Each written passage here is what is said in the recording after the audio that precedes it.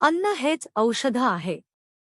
70 वर्षांनंतर ज्येष्ठांनी नक्की खाव्यात अशा 7 वस्तू. भोजन ही औषध आहे. 70 वर्षांनंतर वयोवृद्धांनी या 7 गोष्टी नक्की खाव्यात. नमस्कार मित्रांनो, राधे राधे, जय श्री कृष्ण, हर हर महादेव. मित्रांनो, आमच्या चॅनेलमध्ये तुमचे स्वागत आहे. आपण जसे खातो तसेच बनतो, ही म्हण अगदी खरी आहे. विशेषतः जेव्हा वय वाढू लागते तेव्हा 70 वर्षे पार केल्यानंतर शरीराची कार्यप्रणाली हळूहळू कमी होऊ लागते. रोगप्रतिकारक शक्ती कमी होते आणि हाडे, स्नायू तसेच पचनसंस्थेतही कमजोरी येऊ शकते. अशा वेळी योग्य आहार हा सर्वात मोठा आधार ठरू शकतो.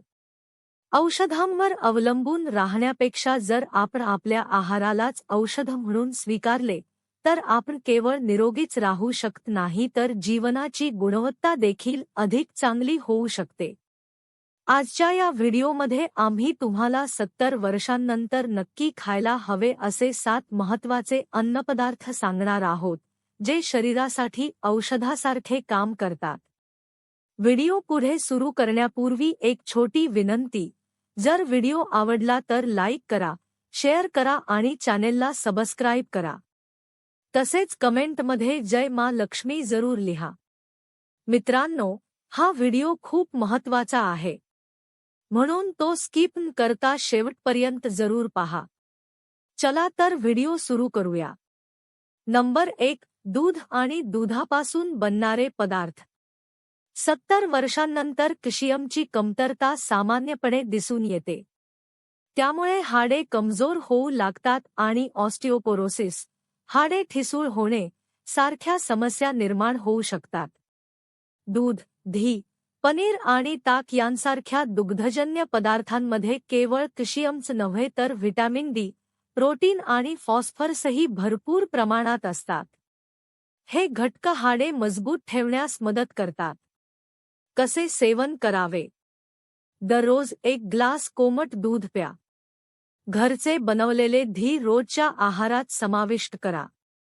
पनीर हलक्या भाजीत मिसळून खा. लक्षात ठेवा, जर एखाद्याला लॅक्टोज इंटॉलरन्स असेल तर बदाम दूध किंवा सोया दूध यांसारख्या वनस्पतीजन्य दुधाचा पर्याय वापरू शकता. नंबर 2. सुका मेवा आणि बिया. वाढत्या वयात हृदयाचे आरोग्य आणि मेंदूची कार्यक्षमता टिकवून ठेवणे अत्यंत आवश्यक असते.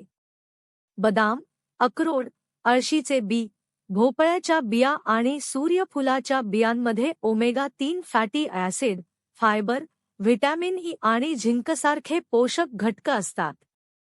हे हृदय, मेंदू आणि त्वचेसाठी खूप फायदेशीर आहेत. कसे सेवन करावे? सकाळी भिजवलेले 5 ते 6 बदाम आणि 1 अक्रोड खा. अळशी आणि भोपळ्याच्या बिया सॅलड किंवा दलियामध्ये मिसळून खा. तिळाचे लाडू हा देखील एक चांगला पर्याय आहे. मित्रांनो, जर तुम्ही अजून हा व्हिडिओ लाईक केला नसेल तर आत्ताच लाईक करा, शेअर करा आणि चॅनेलवर नवीन असाल तर सबस्क्राईब नक्की करा. नंबर 3. हिरव्या पालेभाज्या. 70 वर्षांच्या वयात शरीराला लोह, आयर्न, फायबर, कॅल्शियम आणि अँटीऑक्सिडंट्स यांची जास्त गरज असते. हे घटक पालक, मेथी, मोहरीची भाजी, धुआ आणि शेवग्याची पाने यामध्ये भरपूर प्रमाणात आढळतात. फायदे: बद्धकोष्ठता आणि पचनाच्या समस्यांमध्ये आराम, रक्ताची कमतरता टाळण्यास मदत, हाडांना मजबूती. कसे सेवन करावे? आठवड्यातून 3-4 वेळा हिरव्या पालेभाज्या जरूर खा. पालक सूप किंवा शेवग्याच्या पानांचे सूप खूप फायदेशीर असते. नंबर 4. फळे, विशेषतः हंगामी फळे. फळे ही व्हिटॅमिन, खनिजे आणि नैसर्गिक साखरेचा उत्तम स्रोत आहेत. ती वृद्ध व्यक्तींमध्ये ऊर्जा आणि रोगप्रतिकारक शक्ती वाढवण्यास मदत करतात. पपई, केळी, सफरचंद, पेरू, संत्रे, किवी आणि जांभूळ ही फळे खूप लाभदायक आहेत. कसे सेवन करावे? नाश्त्यात किंवा संध्याकाळी भूक लागल्यावर फळे खा. ज्यूसाऐवजी संपूर्ण फळ खाणे चांगले कारण त्यात फायबर जास्त असते. लक्षात ठेवा, मधुमेह असलेल्या व्यक्तींनी आंबा किंवा द्राक्षे यांसारखी जास्त गोड फळे मर्यादित प्रमाणात खावीत. नंबर 5. संपूर्ण धान्य आणि जाड धान्य. 70 वर्षांनंतर मैदा किंवा पॉलिश केलेला तांदूळ यांसारख्या रिफाइंड पदार्थांपासून दूर राहावे. त्याऐवजी जव, बाजरी, नाचणी, ज्वारी आणि ब्राऊन राईस यांसारखी जाड धान्ये पचायला सोपी असतात आणि शरीराला फायबर, आयर्न आणि मॅग्नेशियम देतात. फायदे: रक्तातील साखर नियंत्रित ठेवण्यास मदत, बद्धकोष्ठता आणि गॅसच्या समस्येत आराम, शरीराला ऊर्जा देतात. कसे सेवन करावे? गव्हाच्या पिठात थोडे जाड धान्य मिसळून पीठ मळा. नाश्त्यात नाचणीचा डोसा किंवा दलिया खा. नंबर 6. हळद आणि आलं. या दोन्ही घरगुती मसाल्यांमध्ये औषधी गुणधर्म असतात. हळदीमध्ये कर्क्युमिन नावाचे तत्व असते, जे सूज कमी करणारे आणि अँटीऑक्सिडंट गुणांनी भरलेले असते. आलं पचन सुधारते, सूज कमी करते आणि सर्दी खोकल्यात आराम देते. कसे सेवन करावे? दुधात हळद घालून प्या. Golden milk. सकाळी आल्याचा छोटा तुकडा मधासोबत घ्या. भाज्या आणि डाळीत यांचा नियमित वापर करा. नंबर 7. डाळी आणि अंकुरित धान्य. प्रोटीन हे शरीराच्या दुरुस्तीसाठी आणि स्नायूंकरिता अत्यंत आवश्यक आहे आणि डाळी हा त्याचा उत्तम स्रोत आहे. चना, मूग, मसूर, राजमा आणि उडीद यामध्ये प्रोटीन, आयर्न आणि फायबर भरपूर असते. अंकुरित धान्यांमध्ये एन्झाईम्स वाढतात, त्यामुळे पोषक घटकांचे शोषण अधिक चांगले होते. कसे सेवन करावे? दररोज दुपारच्या किंवा रात्रीच्या जेवणात 1 वाटी डाळ खा.